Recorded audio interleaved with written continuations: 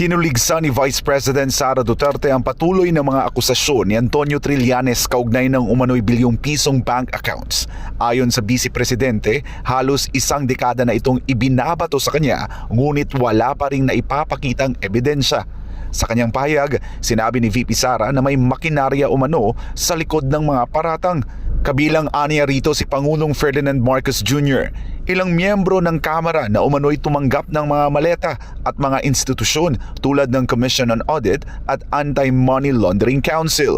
Ayon pa kay VP Sara, nagsimula umano ang mga alegasyon laban sa kanya matapos siyang umalis sa gabinete.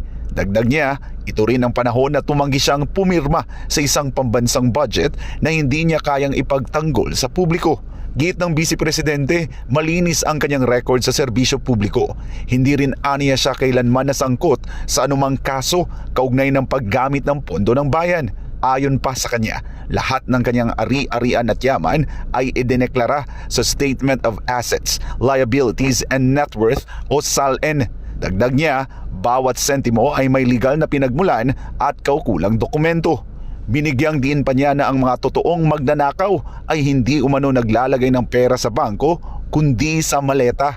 Ayon pa kay VP Sara, habang lumalala umano ang paggamit at pang-aabuso ng administrasyon sa mga institusyon para sa politika, mas nahahalata rin aniya ang takot ng mga ito na managot.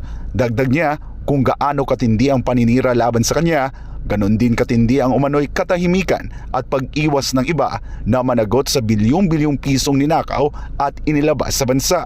Tinukoy rin ng Vice Presidente ang mga pangunahing problemang kinakaharap ng bansa.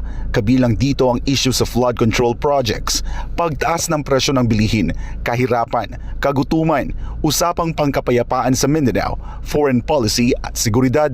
Sa huli, nanawagan si VP Sara sa publiko na huwag magpalinlang sa mga kontrobersiya. Aniya, mas mahalagang tutukan ang tunay na kalagayan ng mga Pilipino sa gitna ng krisis. Samantala sa press conference nitong Huwebes, iginiit ng defense team ni VP Sara na hindi na dapat pang busisiin ng House Committee on Justice ang kanyang SALN nung siya ay mayor at vice mayor pa ng Davao City.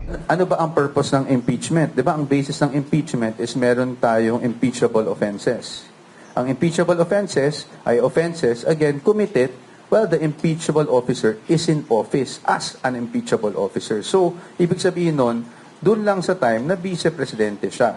Iginit din ng depensa na walang hindi pagtutugma sa pagitan ng mga deklarasyon sa SALN at sa mga ulat ng Anti-Money Laundering Council.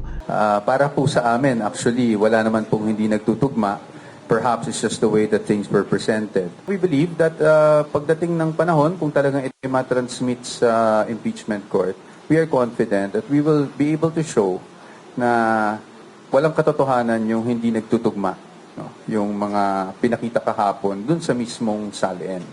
Dagdag pa nito na hindi agad nangangahulugang may illegal na aktibidad na kapag merong suspicious transaction, kasunod ito ng inilabas na suspicious transaction reports ng AMLAC kaugnay sa bise at sa kanyang asawang si Attorney Mans Carpio. Binigyang diin pa ng defense team na walang jurisdiksyon ang House Committee on Justice upang magsagawa ng isang mini trial at ang tamang forum para rito ay ang Senado bilang impeachment court. Yan ay kasunod ng naging komento ni Representative Benny Abante na ani ay ang pagdinig ng komite ay ang pagkakataon na tamang forum para sagutin ni VP Sara ang mga alegasyon. While I respect the opinion of Representative Abante, I think he also knows, I'm certain that he is aware na ang tamang venue o ang tamang panahon para mag-conduct ng trial o para sagutin at magbigay kami ng ang ebidensya, ang Vice Presidente, ay hindi sa Committee on Justice. Kailangan lang natin basahin ang konstitusyon. Sino ba ang impeachment court? Ito ba ang Committee on Justice? Hindi. Ito ba ang House of Representatives? Hindi rin. So sino? According to the Constitution, ang impeachment court, if that even will be constituted, ay ang Senado. Sa huli, tiniyak ng kampo ng bise na handa silang humarap sa impeachment trial at ipakita sa publiko na walang katiwalian si VP Sara.